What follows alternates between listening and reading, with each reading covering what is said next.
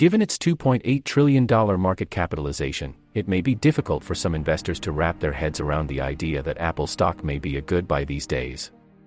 But investors may change their minds after they take a closer look at the company's underlying cash flow relative to this valuation, as well as Apple's growth opportunities. While investors will want to do their own due diligence before they buy shares, here are 3 bullish points about the company to help you get started.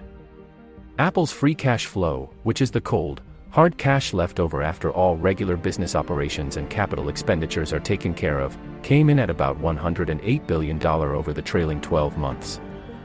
This means the stock trades at 28 times free cash flow, a reasonable if not attractive valuation for a company with a diverse set of products, a loyal customer base, and a long history of disciplined and value-creating capital allocation decisions from management.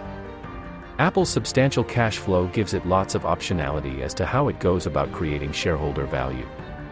While some of its cash from operations is reinvested back into the business via capital expenditures, the leftover free cash flow allows the iPhone maker to either pay back dividends, repurchase shares, or do both. Apple, of course, has done both for years. It spent $91 billion repurchasing stock over the last trailing 12 months, and it paid out $15 billion in dividends over that same period.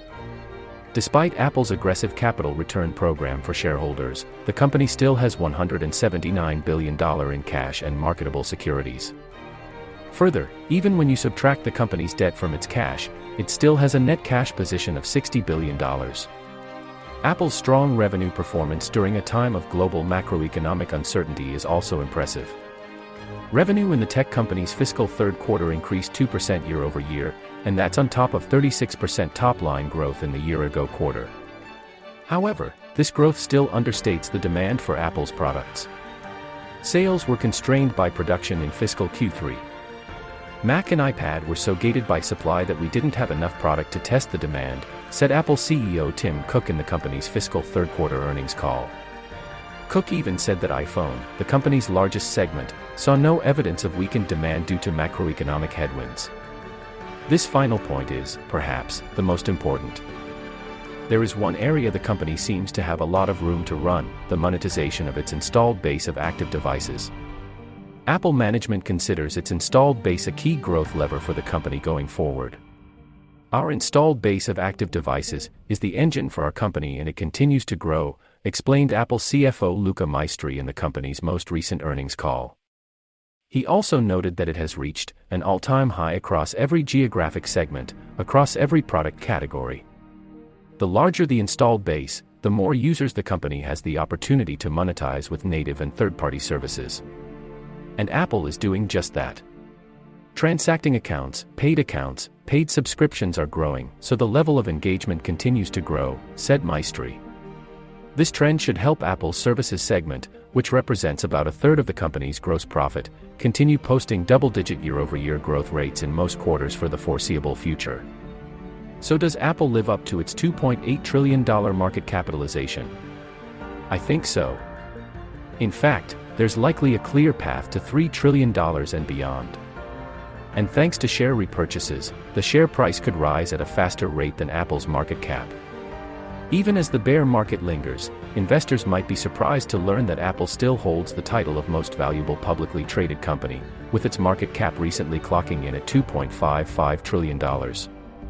Perhaps even more impressive is the fact that even in the midst of the ongoing meltdown in technology stocks, the iPhone maker has outperformed the broader indexes and many of its peers. From their peaks several months ago, the S&P 500 and the Nasdaq Composite indexes have declined 17% and 26%, respectively, while Apple stock has shed just 13%. That performance notwithstanding, there are plenty of reasons for investors to buy Apple stock and hold forever. Given his extraordinary track record, investors could do far worse than following in the footsteps of legendary money manager Warren Buffett. Since taking the helm of Berkshire Hathaway in 1965, the Oracle of Omaha has delivered mind-boggling returns, generating a compound annual growth rate of more than 20%. In fact, by the end of 2021, the company's overall returns clocked in at a staggering 3.6 million%. Lest there be any doubt, Apple is far and away Berkshire's largest holding.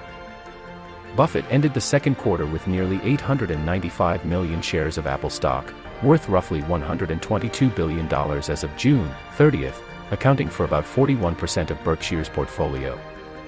That's quite a vote of confidence from one of the world's most successful investors. There's no question that the release of the iconic iPhone in 2007 ushered in the modern smartphone and forever changed the way we communicate. The device's sleek design and integrated computing power took the world by storm. Now, as we await the release of the upcoming iPhone 14, Apple dominates the market, with more than 1 billion active iPhones in the wild. Rumors are swirling that the next-generation device, which is due to be unveiled next week, could sport some major upgrades and 4 new models. Wedbush analyst Dan Ives estimates that roughly 24% of iPhone owners worldwide haven't upgraded their device over the past 3 years. Even in the midst of the prevailing macroeconomic headwinds, this could mark the beginning of the next big product cycle for the iPhone. While the iPhone gets all the press, Apple's wearables, home products, and accessories segment, which includes such products as Apple Watch, AirPods, AirTags, and Beats headphones, continue to steadily attract converts. Earlier this year, noted tech analyst announced that Apple Wearables is now the size of a Fortune 100 business. In fact, the segment has generated more revenue so far in fiscal 2022 than either the Mac or the iPad. Supply constraints and foreign exchange headwinds have weighed on the segment, which grew just 6% year-over-year through the first 3 quarters of fiscal 2022. That said, the resulting pent-up demand will eventually give way to a surge in sales. Furthermore, the company is expected to release the latest versions of its Apple Watch next week. These could include a Pro model, which could serve to supercharge sales of the popular device.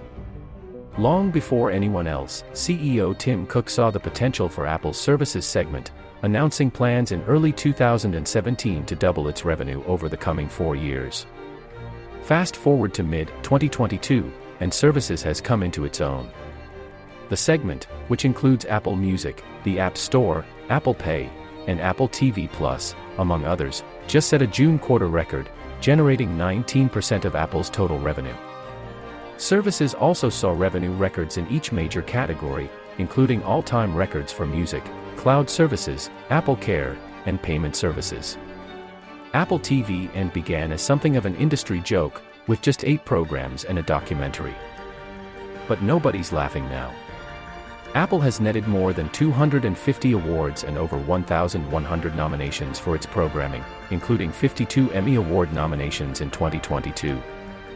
That's it for today. I hope you enjoyed. I would appreciate it if you could subscribe and like the video, as it will help out the channel a lot.